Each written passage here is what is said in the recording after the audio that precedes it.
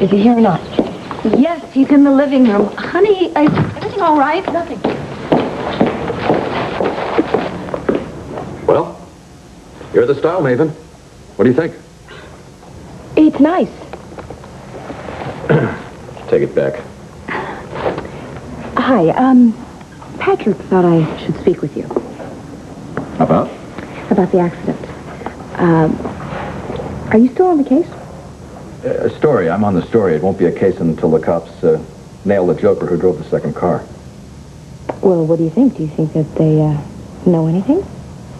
Honey, forgive me, but do you really want to think about that horrible night on such a beautiful day? I know. I apologize. I can't help it. It's silly. It really is. Blair is well on the road to recovery. Starr is not far behind. And things are looking up for the Kramer women.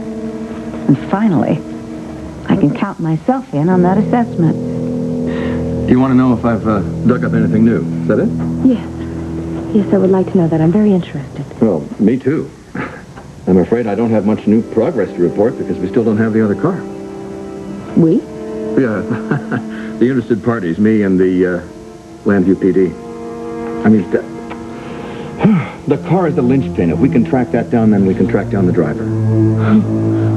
Well, how hard do you think it will be to find that car? Well, somewhere between kind of and incredibly. I mean, we know from Patrick that it's light-colored, it has fog lamps, it's maybe a 4x4. Well, the next step is to analyze the skid marks so we can ID the brand of tire that made them.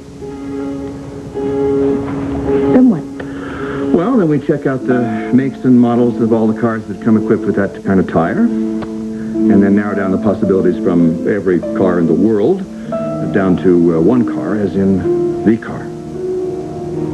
Honey, you look like you're about to keel over. Are you feeling ill? No. I just feel sick sometimes when I hear about this. It's hard to think about what the other driver did to Blair and her baby. Well, that person is going to rot in hell. Let me go now. Drive careful. What?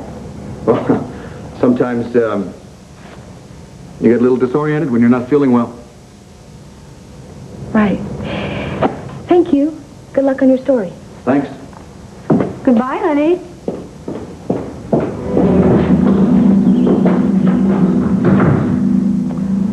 Sometimes I really don't know what goes on in her head. Yeah, she's just a little stirred up.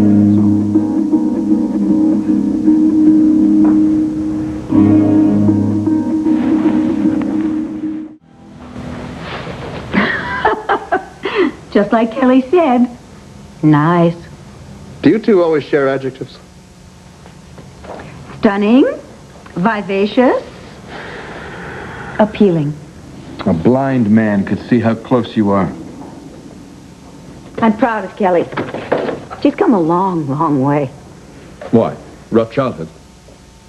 Dickensian. Ah, another good adjective. Do you remember my telling you that my sister Melinda, her mother, was not well? She's in a mental institution and has been for years. And my other sister, Addie, has been in a mental institution for most of her adult life. Where did Kelly go when Melinda was taken out of circulation? France. Various boarding schools. She never experienced anything akin to family life until she came here to Landview a few years ago. So you became instant mom? She needed one, desperately. It's not as if you didn't already have a daughter. Do I? I'm afraid I'll never be able to please Cassie. She is always judging and inevitably condemns. Sounds like a daughter to me. But Kelly, I never sense anything but approval from her. It's just unconditional love. Now, what about that old favorite of yours? Respect. How did you get so smart? I started out dumb. Yes.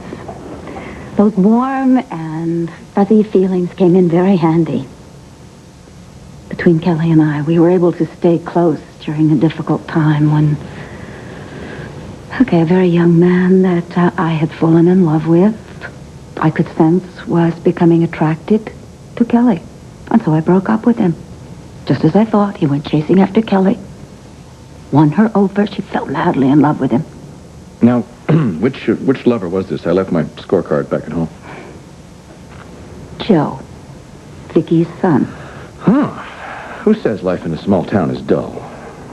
Well, he ended up breaking Kelly's heart. Just as I knew that he would. But thank goodness I was there. I could comfort Kelly like a mother might. This Joe sounds like a quintessential free agent. He's a coward. Yeah, that's what I would call him. He wrote Kelly a letter from Paris, unilaterally disconnecting their great love. I mean, really, not a visit, not a telephone call, just a piece of paper. No wonder poor Kelly has seemed so distraught, so distracted. Makes sense. Well, don't you worry about Kelly. She is going to come out of this just fine. Is that official? Guaranteed. You see, we Kramers come in two flavors. Feelers and fighters. My two sisters. They're feelers. And you're the fighter. Right. What about your 3 daughters? Cassie is a feeler. Blair is a fighter. Kelly is a fighter. And that's why I know she'll come out of this without a scratch. Well, if you're the example, I wouldn't bet against her.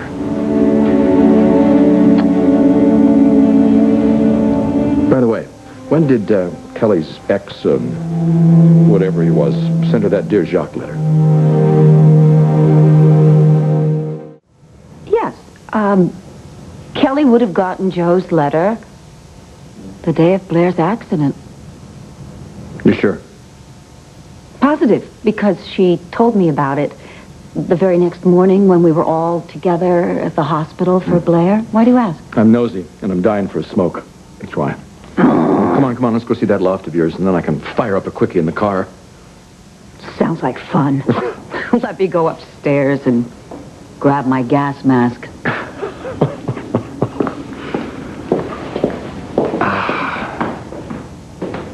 Super broad.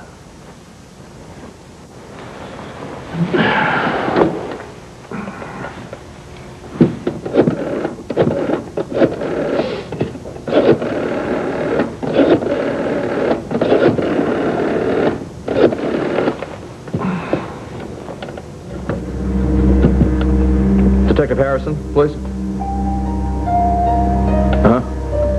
Andy, it's Mel Hayes. Any news on the tires? Come up with anything? Will you let me know? Not for publication, only until you give the word. It's, personal. Because, Blair is Dorian Lord's niece. Essentially. Okay, Mel. If I find out who was driving that car, I'll give you a call.